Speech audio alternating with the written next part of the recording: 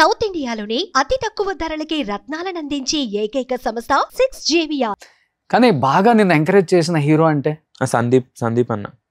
అసలు సందీప్ అన్న మొన్న లిటిల్ హార్ట్స్ టీజర్ వచ్చినప్పుడు కూడా కాల్ చేసి చాలా బాగుంది టీజర్, చాలా బాగా చేసావు, యూ షుడ్ కంటిన్యూ హియర్, నీకు you should be unique again, any help నేను ఎప్పుడు ఉన్నాను. చిన్నప్పుడు కూడా అసలు సందీపన్తో చాలా చాలా ఎంజాయ్ చేశాను. ఓకే, ఒక 4-5 మూవీస్ చేసాం కలిసి. సందీప్ అన్న నేను ఉండాలి అని కావాలని పెట్టుకున్నారు. రారా కృష్ణయ్యలో ఫస్ట్ రొటీన్ లవ్ స్టోరీ అన్నను కలిసింది. అసలు ఎప్పుడు ఇన్స్టాలో మెసేజ్ చేస్తూ ఉంటారు ఎలా ఉన్నామని. ఓకే, యా చాలా సపోర్టివ్ అన్న. ఇంకా అలా ఇప్పుడు నేను ప్రభాస్ గారితో ఎన్టీఆర్ గారు అందరూ చేసినప్పుడు అలా సపోర్ట్ చేశారు, బాగా చేస్తున్నావు ఇంకా బాగా చేయని.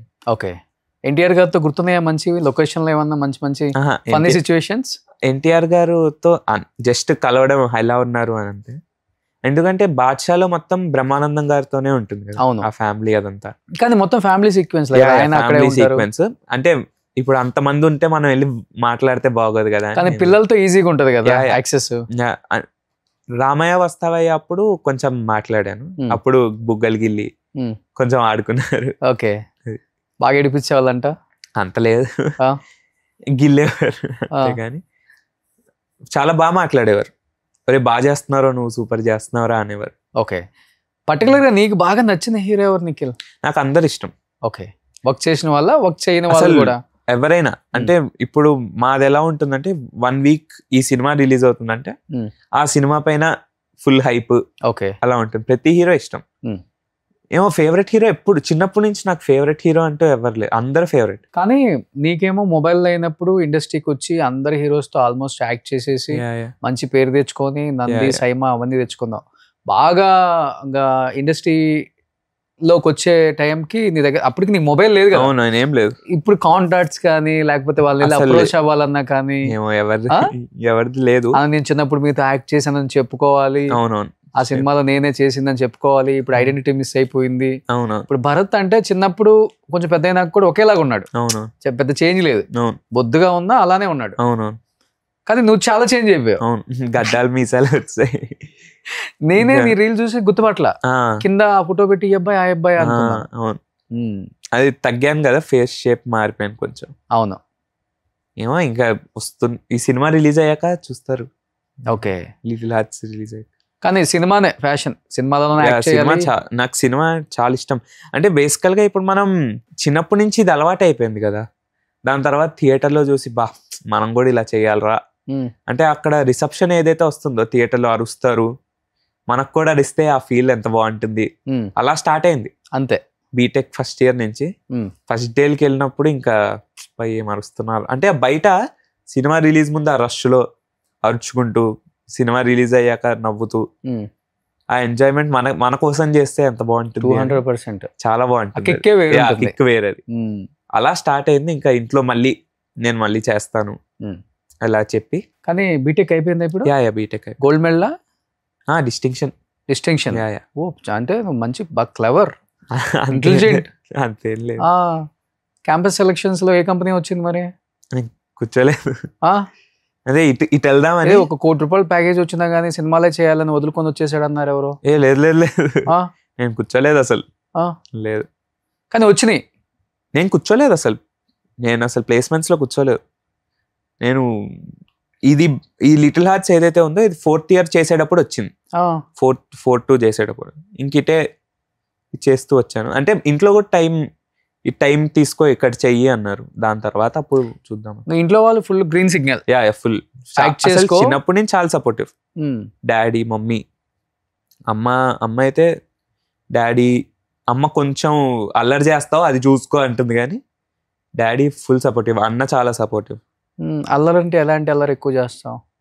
ఏముంటది, ఇంకా ఇప్పుడు పెద్దోడు అయిపోయావు కదా. ఇప్పుడు ఏముండదు, చిన్నప్పుడు అంటే ఇంకా అందరు సైలెంట్ గా ఉండి వెళ్ళి అక్కడ డాన్స్ వేయడం, వెళ్ళి అక్కడ మాట్లాడడం. ఇప్పుడు లేదా? ఇప్పుడు కంప్లీట్ గా మారిపోయావు. అంటే మారిపోయానంటే మన క్లోజ్ ఫ్రెండ్స్ దగ్గర అలాగే ఉంటా, కానీ బయట అలా ఉండకూడదుగా.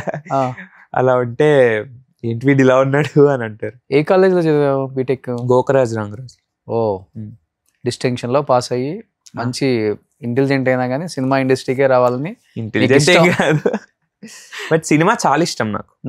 కానీ ఏ ప్రొడ్యూసర్ గుర్తించారు నిఖిల్ మళ్ళీ నిన్ను, ఈ అబ్బాయి ఒకప్పుడు మంచి చిన్న చైల్డ్ యాక్టర్, ఈ అబ్బాయి నేను హీరోగా ఎవరిని కలవలేదు. నువ్వు లిటిల్ హార్ట్స్ ఎలా వచ్చిందంటే మ్యూజిక్ డైరెక్టర్ సింజిత్ అని ఉంటారు, మన లిటిల్ హార్ట్ సినిమాకి Sinjith music director. Okay. So తను మా అన్న చిన్నప్పటి నుంచి క్లాస్మేట్స్. ఓకే. సో నాకు చిన్నప్పటి నుంచి తెలుసు సింజిత్. అయితే తను మెసేజ్ చేశాడు నాకు, ఇలా రోల్ ఉందిరా, నువ్వు నీకు యాక్టింగ్ ఇది కదా, ఆడిషన్ ఇస్తావా అని. ఇస్తా అన్న. అలా వెళ్ళా. ఓకే. అలా వెళ్ళి డైరెక్టర్ అన్న మార్తాండ్ అన్నతో ఆఫీస్ లో నా ఒక డైలాగ్ ఇచ్చారు, అది చెప్పాను. బాగుంది, ఓకేరా ఇలాగే చేయాలి అన్నారు. ఇంకా అలా వచ్చింది. హీరో దీంట్లో? లేదు లేదు లేదు, hero Mouli. Hero best friend.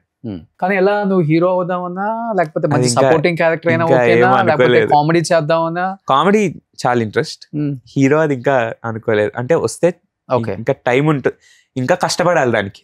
ఇప్పుడు చేసినా ఏం లాభం లేదు, కొంచెం కష్టపడి పేరు వచ్చాక. లేకపోతే ఏదేమైనా ఇండస్ట్రీలో ఉంటే చాలు అనుకుంటా. అలా నాకు చెప్తున్నా కదా, బేసికల్ గా ఎవరు గుర్తించకపోతే చేసేం లాభం. ఓకే. నేను చేస్తున్నా అంటే ఒరే వీడు చేస్తున్నాడు రా, వీడు సినిమాలో ఉంటే సినిమా బాగుంటుందిరా, ఓకే వీడు ఉన్నాడంటే కామెడీ బాగుంటుందిరా, లేదా మన కోసం సినిమాకి వస్తున్నారంటే అలా ఎదగాలి.